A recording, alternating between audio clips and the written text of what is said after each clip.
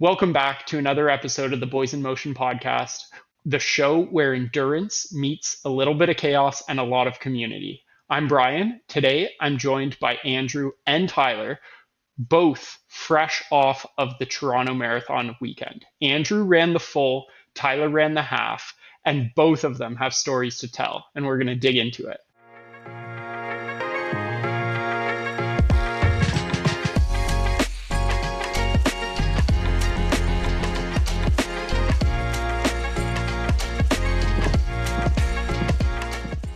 That's right. PRs, some gear testing, some nice downhill pain, and some major lessons learned. Whether you're training for your first race or your 15th, this one's packed with some takeaways and some nice behind the scenes hot takes. And hey, a 2:43:22 and almost cracking the top 10 on a non-PR day, I'll take it. The heels are definitely a little bit angry with me after that one, but the vibes were high. Lots of fellow BIM athletes were out. A good, honest effort all around. And those post-race beers, ooh, they tasted so good. So let's break it all down. Awesome. I am excited to dig into this one. I wasn't able to be there on race day, but I saw the posts on Strava, gave it some nice kudos, comments all around, and it was super cool to see both of you pushing the limits. Now, Andrew, for a long time, your marathon goal was sub 245. And on a day where you left in the kind of description on Strava that you weren't feeling the PR pretty early, you still hit that sub 245. So mission accomplished there. Can you walk us through sort of the race itself, your pre-race goals, and the build up to the race? Yeah, for sure. Yeah, it's nice to know that getting that sub 245 wasn't just a fluke, and I wasn't just carried by the big crowds at the Toronto Waterfront Marathon. So that was super nice. Leading up into this race, I did my standard Fitzinger 55 to 70 mile plan, but my following that plan was not that great. There was just life events, just kind of like winter tiredness and just kind of struggling a bit to get out there. So the volume was definitely not there this winter. It was still pretty decently consistent, but I was not peaking at those levels I should have been. So going into it, I didn't have huge expectations. I didn't think I was going for a PR. We did our pre-race splits, and I did put right PR splits. I did the 2:42:11 splits on my arm, but that was definitely wishful thinking. And as you mentioned early on, I definitely knew it wasn't a PR day. It was actually after York Mills, and then as we were going on the one uphill at about kilometer 5. I was with about 2 or 3 people, and they started zooming off. And at that point was the moment that I was like, I got to pull it back a little bit, and I'm glad I did. Oh wow! So you knew right away off the bat that the PR wasn't in your cards. How did you think that, like, going up that hill, you just had to put your foot off the gas a little bit? Yeah, there was just that small little tingle in the legs. I could tell that they were just feeling a certain way. I did the first few miles at around 6-minute miles, and then slowed down a bit because of the uphill, of course. It's a pretty good climb there. And then right after that, I went right into like around 6-10 miles for the more downhill section. I did have the knowledge of doing this course before, and I knew from past experience hitting that wall pretty hard at the Toronto Marathon that I didn't want to overcook myself in that first half, because after a good net downhill first half, going into those flats and the potential for a headwind could have been a recipe for disaster. So I just pulled it back just a little bit to try to give myself a good chance to have a good solid race and not fall off, as Jansen always says. And really, like, that is experience talking. If you are so intuitive about your body and that feel that you can make that decision on the fly, adjust the plan, and still come out with a race that's very close to your PR on a not perfect day is very, very impressive. So overall, your race, like we said at the top, you were sub 245. I think it was like 243 or some and change, which is an average pace of 350 per kilometer overall. And yeah, just incredible. Now, one question that I had about your race was around the 25-kilometer mark. There's like a decline and a spike in speed. Was that just GPS issues, or was that something that actually happened to your race? Well, let me tell you, I remember it was GPS issues, but it was as you went down Bay, you made the left onto Bay and then under Lakeshore, just big GPS spikes. I did the zoom in, and that's why mine is actually so much longer. But at first, I looked down at my watch and I saw like a 520 mile, and I was like, "Oh baby, 520 miles, feeling real easy now." I got off the Lakeshore back to 620. I was like, okay, that makes more sense. So just a fluke. And that's hilarious because mine did the complete opposite. And I got spooked, was telling me I was going 530 per kilometer. So basically walking. I was like, what the heck is going on down here? And then I realized, like, just don't look at the watch, get through that bridge part and get back to it. So it's pretty spooky sometimes when you look down and you're like, what the heck is going on because of the GPS spike. Fair. Yeah, can't always trust the watch, but you can trust the feel. Well, that's awesome. I think a great result and a big learning run for you where your experience really showed and shined through, and you were age group podium, and like what was the overall standings for you? Was and age group, I got second, right behind the first place in the whole race. So if I was only 20 minutes faster, I could have got first in the race and first in my age group. Okay, well, still something to celebrate. So that's awesome. Now, Tyler, let's switch over to you. The half marathon, half as long, and I would say just as hard because you were pushing and you ended up getting a PR. So walk us through the day. You snuck it in. Well, half as far, but just as much fun. Let me tell you. I want to say the legs were actually feeling pretty good. Surprised myself with that PR at the end of the day, and I think kind of same thing as Andrew the morning of. I just put my PR paces down, and Andrew said it was a flat race or a downhill race actually. So I said, you know what, I'm just going to go for it. I didn't feel as fit as, let's say, I did at the past race that I was close to, while I was at that PR in Kingston. I felt fitter then, but this time it was perfect conditions and really nice executed race. And again, obviously not as much of a veteran as Andy Mann himself, but I think the few races in the legs, I've been doing a lot more longer distances. So I think the 21K didn't really scare me as much this time, and I actually feel like I should have attacked a little bit harder. I kind of dialed it back a little bit between my, I think it was like 10 to 15 kilometer and 15 to 20. I should have pushed a little bit harder, but it was a real nice race. Yeah, that's great. So there was talk of sub 90. You didn't quite hit it. You ended up being 133 on the day, something like that. Yeah. So still really, really close to that sub 90 kind of, dream race, which I think is now closer than ever. And it's really realistic that you could hit it in the next 12 months. And I'm Yeah. sure this gave you a lot of confidence.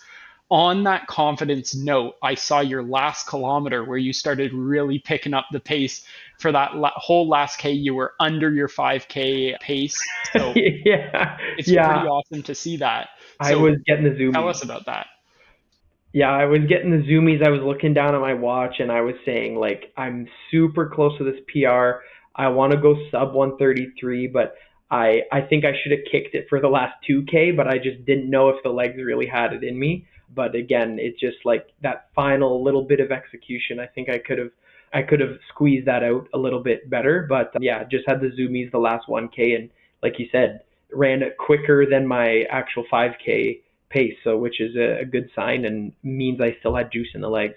And we walked around Toronto until what, maybe 8 p.m. and legs were feeling real nice. So So, knowing what you know now of that race, and let's say kind of the sporadic late winter season of training that you had, would you say that you are more motivated now than ever to go and tackle that sub 90 with some dedicated training? Oh, 100%. I was telling Andrew after that race, I feel like after every race, I just want to go back and do it again and do it better. But obviously, the body just doesn't work like that. So I was thinking next year, same time, same place, got to break the 90. It's a real nice course to break 90, let me just say.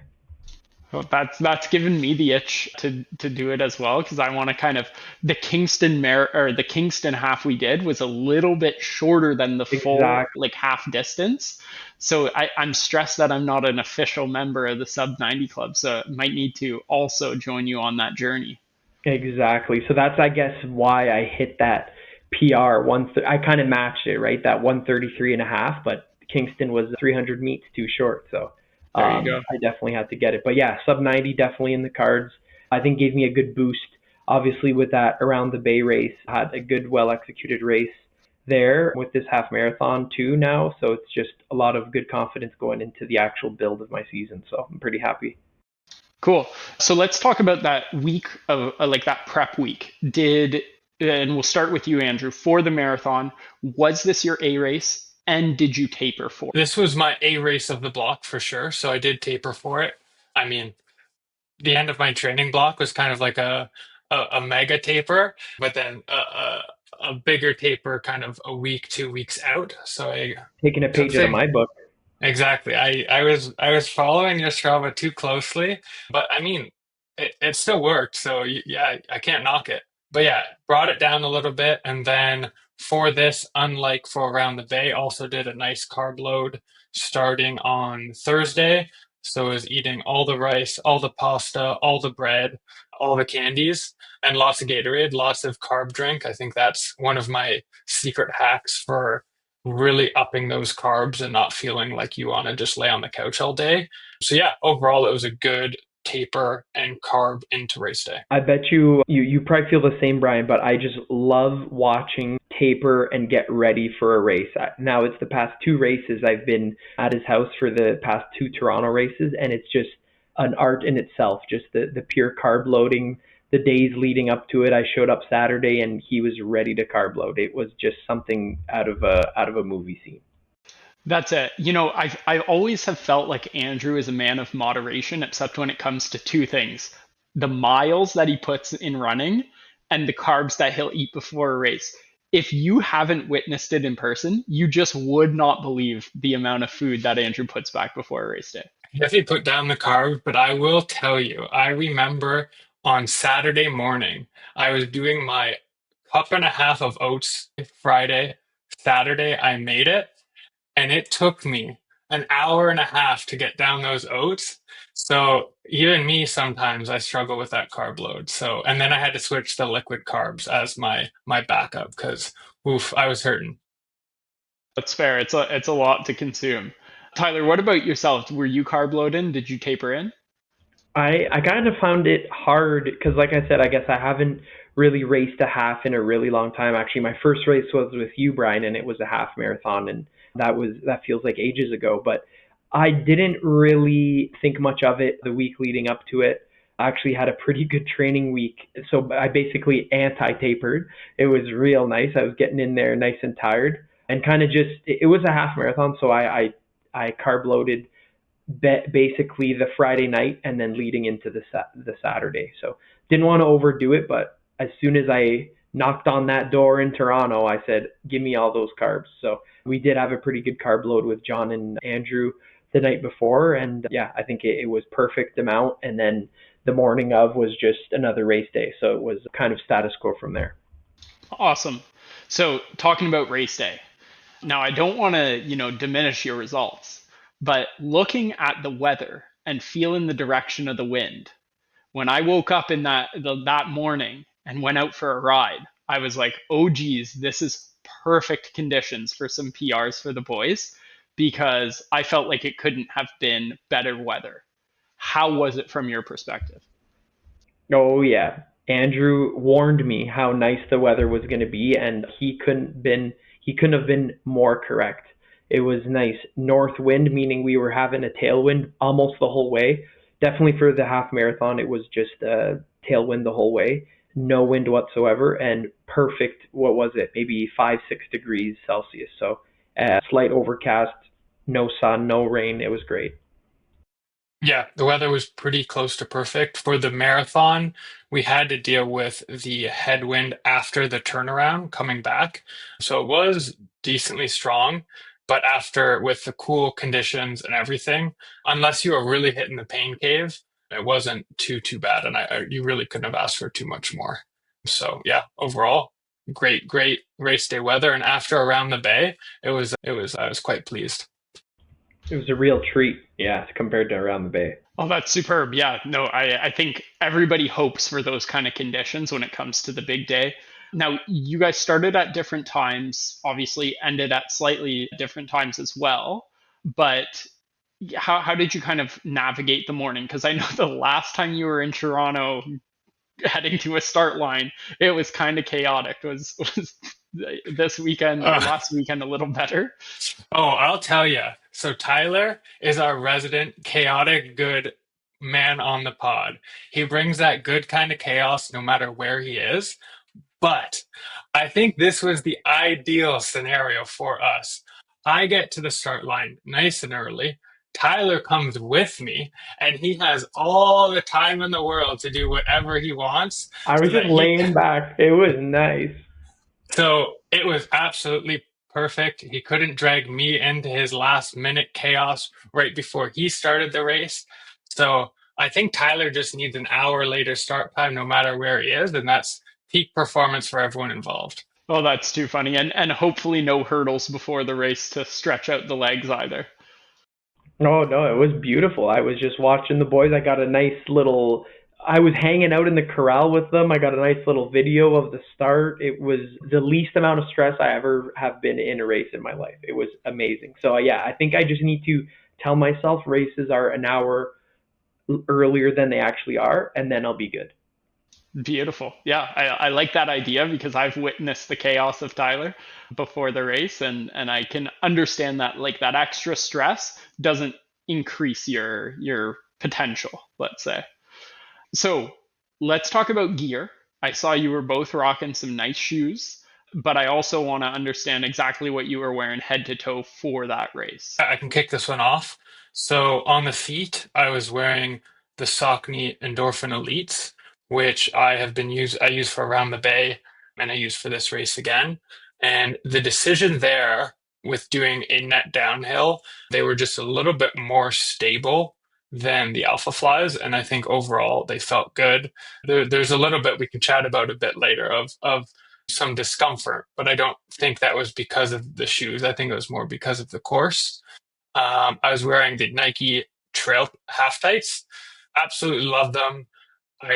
Before the race, I had everything in my half tights. I had all 7 gels in one pocket, my heart rate monitor, my phone, a bottle, and I just my the pockets were bulging, but it fit it all. And then I redistributed, and it was great. So would recommend if you like half tights. The storage is unmatched.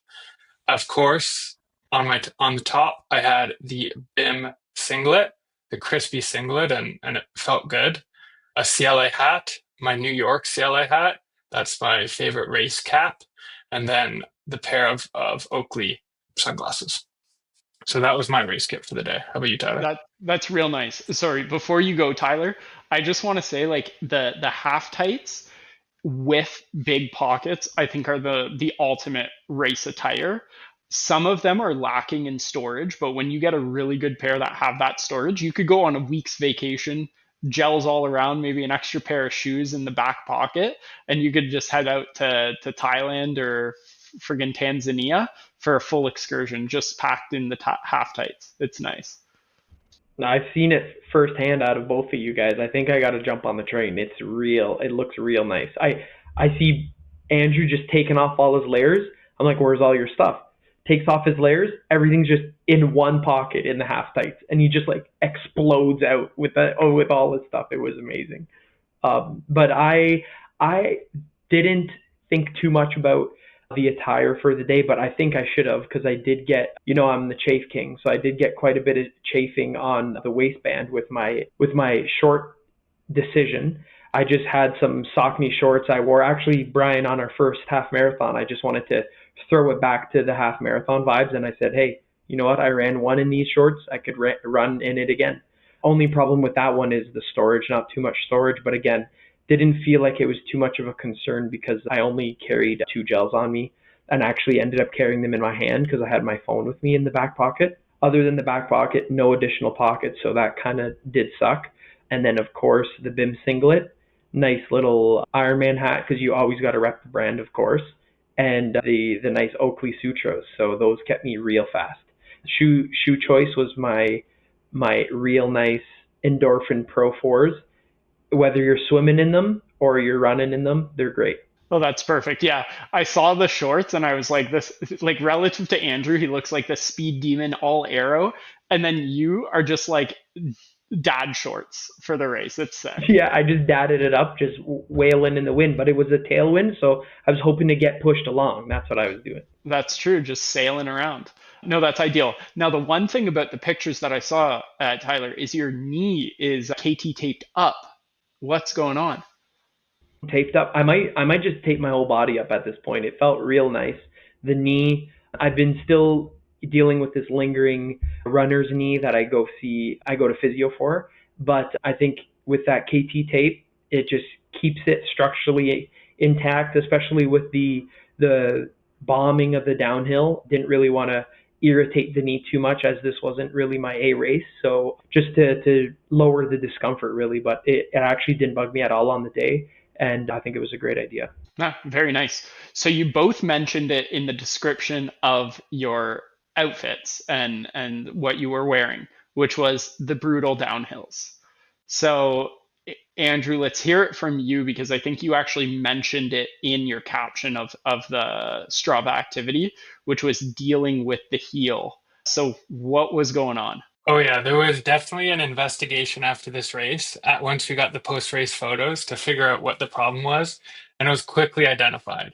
But the whole race, I felt good. The downhills, oh, there we go. For those not watching, Tyler is showing a picture of me heel stomping down the hills. But felt great during the race. No heel pain whatsoever. But then as soon as I crossed that finish line, just throbbing pain in the heels. And to the point, like it was the most in shambles I've been post race.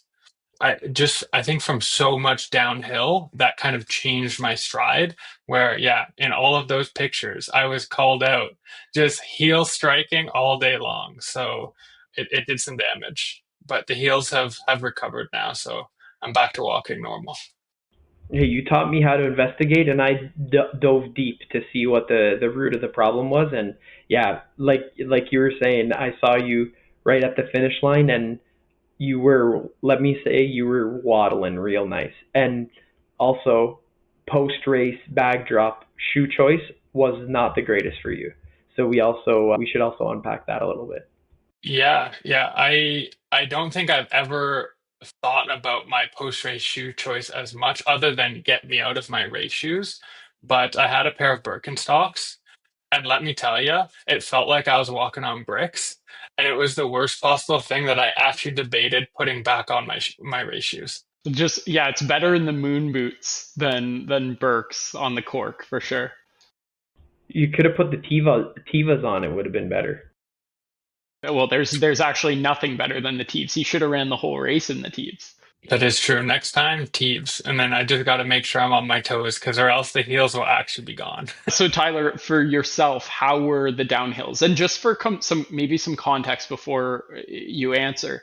So the race starts out kind of in that first 2.5K. You do a descent of about 50 meters, and then at around the 8 kilometer mark, you do another descent of geez, like an over 80 meters. Now I think that's me looking more so at Andrew's. Yours is similar, but it's at the Yeah. 5 and then at the 10 for Andrew. Anyways, so there's kind of two big hills that you actually go down during the race. And they're substantial enough that they last minutes on minutes. Yeah, it was like a roller coaster, I found. The first couple K were, well, I guess the first kilometer you're kind of evened out, and then after that is just a mega downhill, and then it's kind of crazy to see because you're so fresh at the beginning, so you feel amazing just bombing down that downhill, and you could see the uphill coming back. This is for the half marathon. I think you, Andrew, you went out into a neighborhood and then you came back to rise the hill there, but it was real spooky. Didn't know how fast to really bomb it down that hill, and then also, how to get back up. And it was quite a bit. I'm just looking here too. I think it was an average of 5% grade over about 800 meters. So it was quite a substantial hill, but that was the biggest hill of the day. And it was always in the back of my mind because around the bay we just raced, and I was like, is there another one? Is there another one? But really there was just another couple little rollers, a couple bumps throughout the middle there for me. But then again, like you said, just a massive slow decline for a good 8 to 10K. And that was, again, like, I didn't know how fast to do that downhill. But for me, I knew the damage after 21K I could deal with. And I didn't have to deal with that, wall at 20 miles or so. So again, like, I kind of wish I did go a little bit more aggressive on that second downhill, but you live and you learn, and we're going to go back next year and crush it. Yeah, I love it. I think there's big plans ahead, which is right where I wanted to head. Was what are the key takeaways of this race? Tyler, don't want to put words in your mouth, but I think sub 90 is right around the corner for you. Do you share that sentiment? I mean, I'll share it, that's for sure. And I think with a nice little training plan leading up to it, getting at least a few speed workouts in will be definitely in the cards, especially if I have a partner beside me pushing me on. So I like the sound of that. Andrew, what about yourself? I think post this race, the my real big goal is to try to put together a really nice big block, because I do think that even on the not best day getting this kind of result, I think I can get a pretty big PR on a good course, good training plan, and I think I can really get something pretty nice.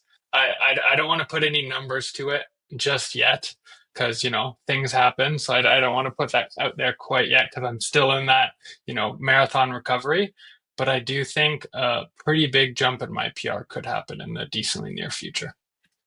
Let's friggin' go. Berlin, here we come. The eyes are on the prize. That is fantastic. So, last question specifically about your races. Were there any moments during the race that really made it special? Any people you want to shout out? Anything that happened on that end? I want to highlight one funny moment, and I was sharing this with Tyler. The second half in the marathon, the recreational trail was shared between the marathoners and bikers, walkers, runners. So it was a little bit of chaos. But after the turnaround, this old man comes biking beside me, and I'm just running. And we've chatted about this before, but I like having a conversation, like having a smile, even when I'm pushing pretty hard. He rolls beside me and he's like, "Oh, what are you running today?" And I say, "Oh, we're doing we're doing a marathon here." And then I go, "Oh, how far are you biking?" He's like, "Oh, I'm going pretty far. I'm going 17K." And then I just blast by him. It was just so nice. Just the difference that of was this old man out for a little jaunt and then just racers. too funny. And the best part too, he's on two wheels and you blow past him. That's the best part. And he's just like, "Oh, okay, have a great day." It's too good. Yeah, I love it. I love the people going hard, and like everyone that was like at the front of the race and then just out for the Sunday stroll along the lakeshore. It was real nice. How about you, Tyler? I was surprised that I did not talk to anybody up until about 2 kilometers to go. I was stuck with some guy for about maybe the back half of the half. We were, just jostling positions, kind of sticking within each other, and but didn't say a word to him the whole time, just hanging out. And with about 2K to go, he just starts talking, and I'm like, there we freaking go. I got someone to talk.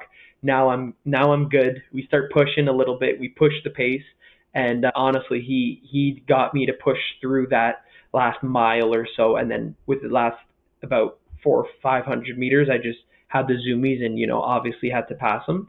But no, he really kept me through that last couple K with a slight uphill and then a downhill. We really managed our efforts and chatting the whole way home. So it was a nice and easy way in. So big shout out to him to help me finishing that race. That's awesome. So, some other BIM athletes who competed in the weekend raced their hearts out.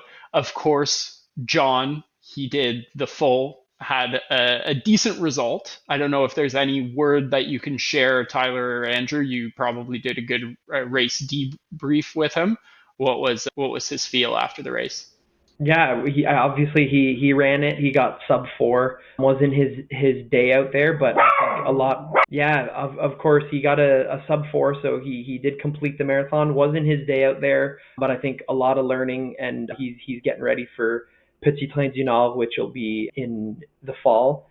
So I just think it was nice that he completed the race, was out there, didn't give up, and also I think it was pretty freaky that he took that beer at the end from us and just downed it at the finish line. That was the best part, and I think it put a little smile on his face after a little bit of struggles off of the hitting the wall there. So it was overall a good weekend, I think, for all of us.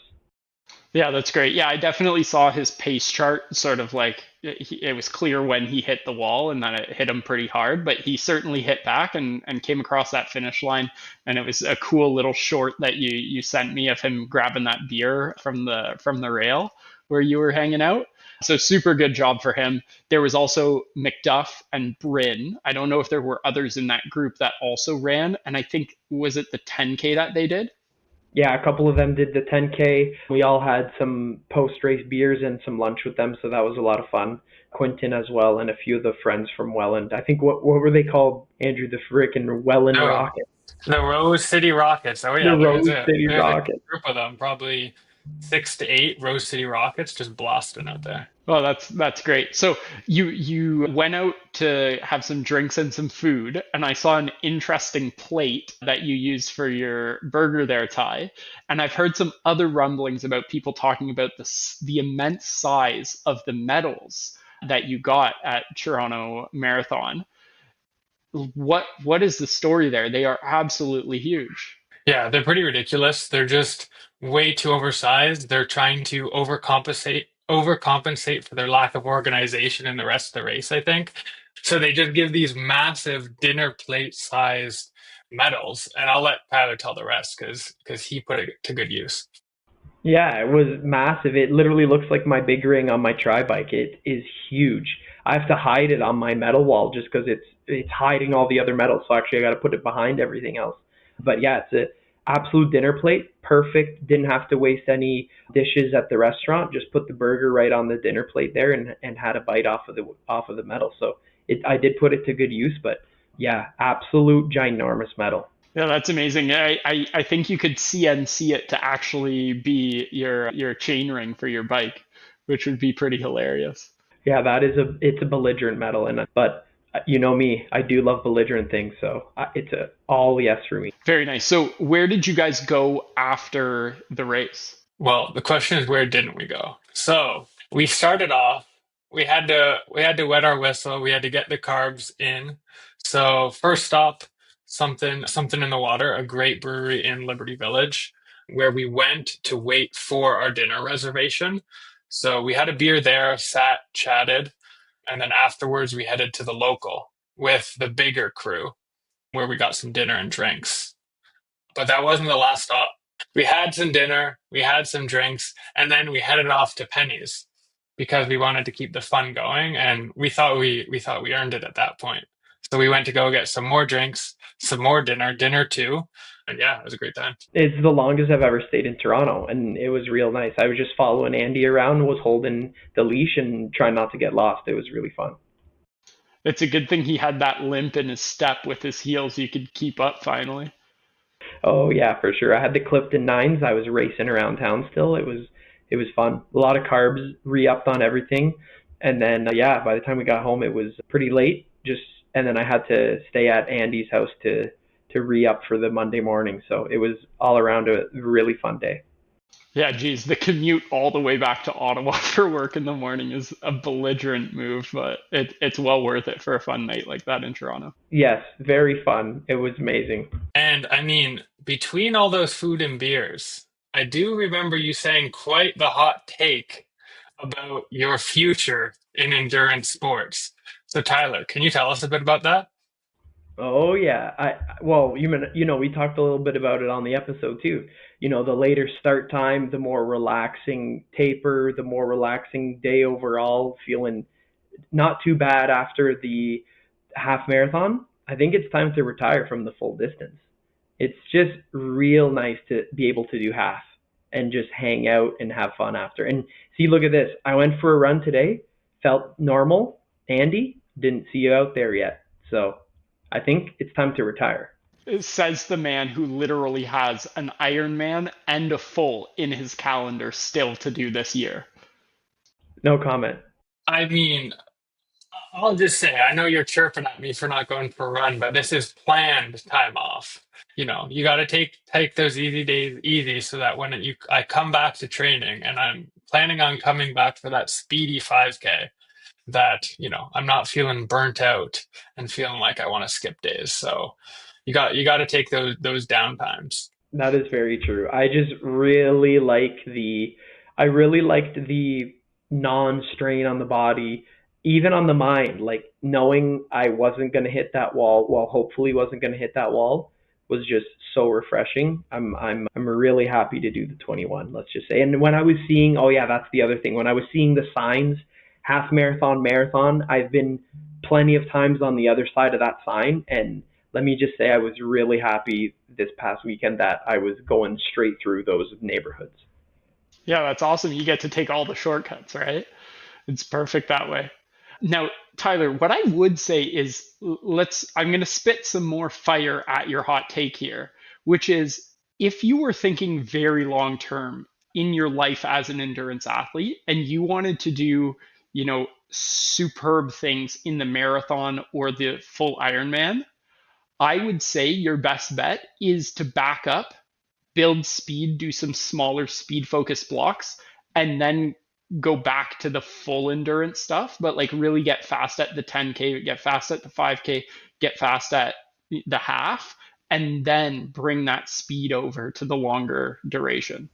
I think you're onto something. That's it. Actually, I was thinking of that. I think that's what I'm going to be doing next year. It's very early in the 2025 season, but early days. I think that is what my 2026 season is going to look like. Less ultra endurancey until I sign up for an ultra, but I think it'll be more speed driven, a little bit more. Even on my Ironman block, I'm hoping not to just complete runs in zone 2, zone 1, but actually do some speed workouts sprinkled in there every single week. So yeah, I think the speed will really complement the distance, and it'll be a nice little fun adder to all the fun we have. I'm here for it. I'm going speed over just pure endurance, and it's fun to train for. It makes most like a lot of sessions get really hard because you're trying to sprinkle in more and more speed work, more and more intervals, threshold and VO2 on the same week when you're not doing those massive long runs or rides on the weekends, right? Yeah, exactly. And I guess Andrew's going to have a little taste of that too with his 5K block coming up. I can't wait to see how fast this guy gets. It should be good. I'm really considering. I haven't signed up for anything because I feel like I need to get over the post race hump before I put anything official on the calendar. But the Rev and Run on July 18th looks like a really good race, and it looks like it has a pretty nice front of field, especially after this race where though there was a decent field, I ran alone the whole time. I'm excited to actually race against people and just have a speedy battle against some other speedsters. And where would that race be? That one's in Toronto, so it's actually on the same course as the Indy course at Exhibition. So it's like a 1.75 loop around Exhibition. So yeah, and it's all closed off still with all of like the cages and stuff for the Indy cars. So I think it'd be a pretty cool experience. That's cool. A 5K cage fight. I love the sound of that. That is nice. I can't wait to see that.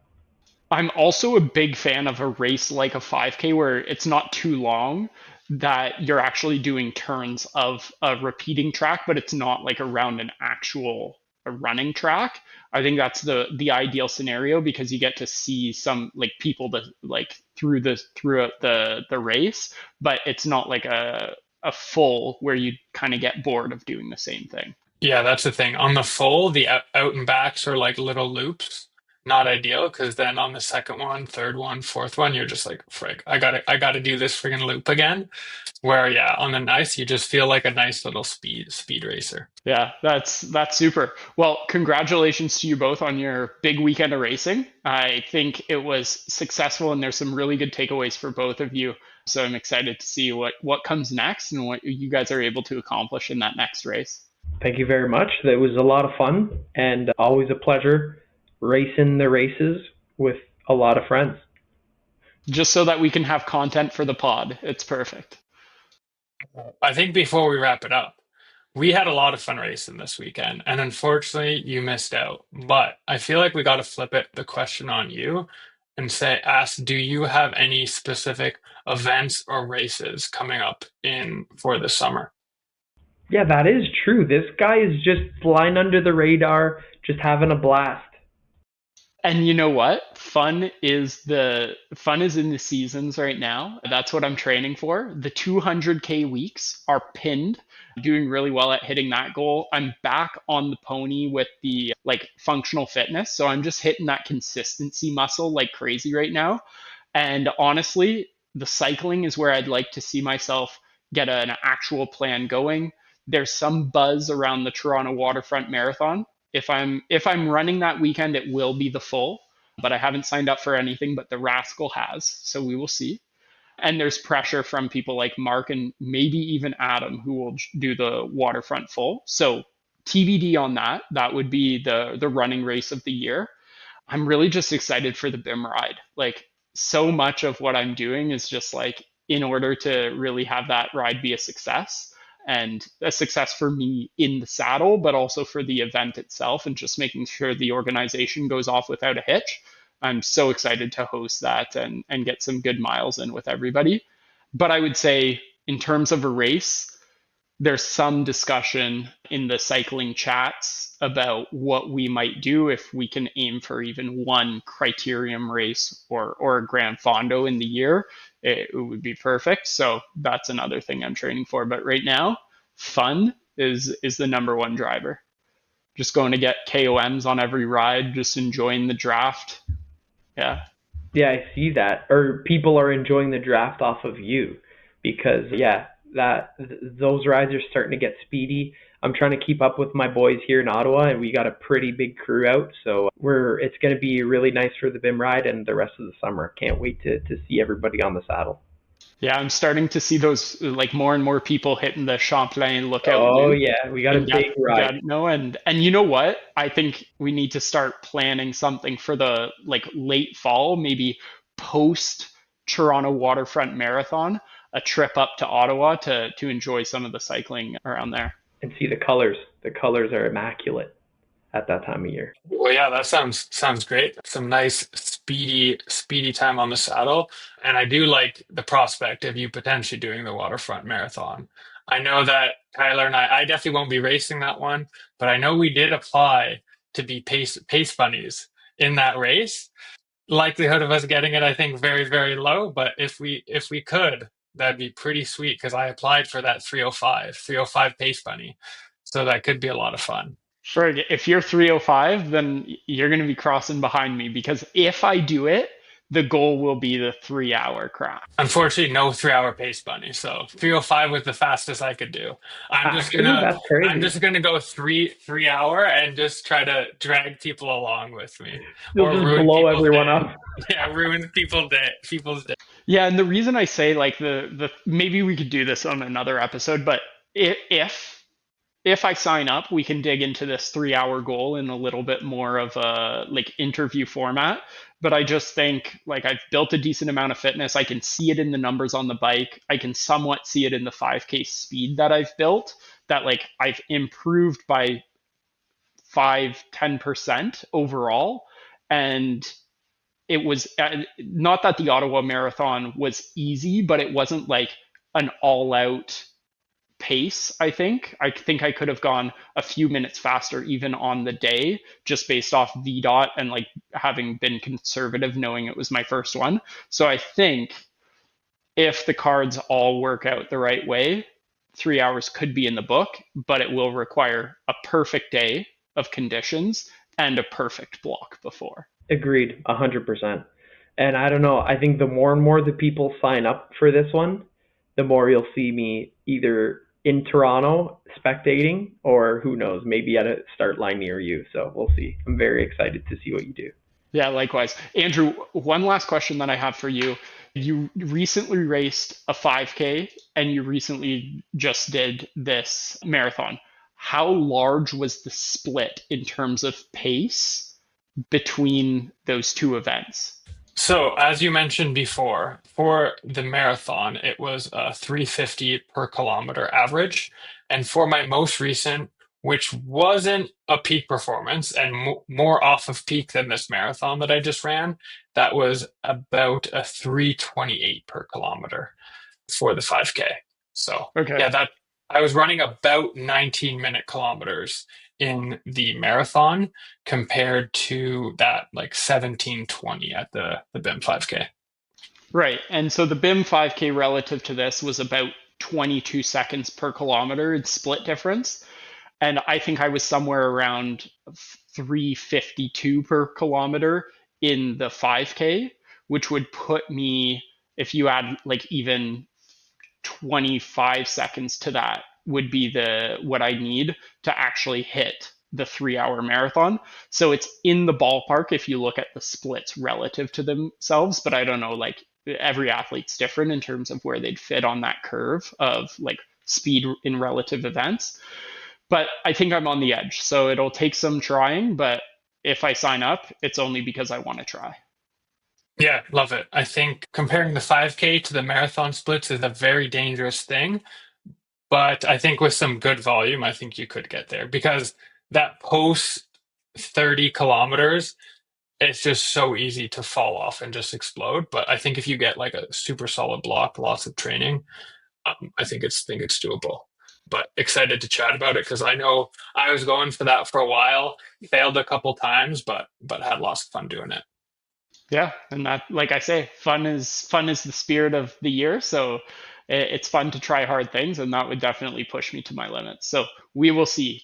To be determined. But I mean, since one last thing, since listening to Andrew's 5K split for a marathon, all my races I just do 5K splits on my pace band, and it's amazing. It's night and day, totally different than just trying to stick at a certain pace for all 42 kilometers. Yeah, it's I think the 5K strategy, let's call it, is very beneficial. And actually, I was pondering on my strategy for the Ironman. Is I think I'm going to do something very similar, but I'm going to split it up obviously between the bike and the run. So should be a lot of fun. Love it. Amazing. Well said. And before we start rambling anymore, because we love talking about racing, thank you everyone for tuning in to our Toronto Marathon recap. And we hope you got some nice insights from our races, the mistakes we made, some of that breakdown. And we look forward to hearing what races you have on the calendar. 100%. And if you're training, racing, which we love doing, or just vibing with your endurance lifestyle, hit the follow button. Join us on our Boys in Motion Strava Club. Share this episode with someone eyeing on their next race, maybe a half, maybe a full. We've got more episodes coming your way, just waiting for you. Wonderful. And as always, we are not medical pros. We're just sharing what works and what failed for us. And if it hurts, just talk to an expert before always trusting the boys. Or just tape the leg up. And remember, train hard, recover smart, choose your post-race shoes wisely, but you don't need a PR to be in motion. See you next time.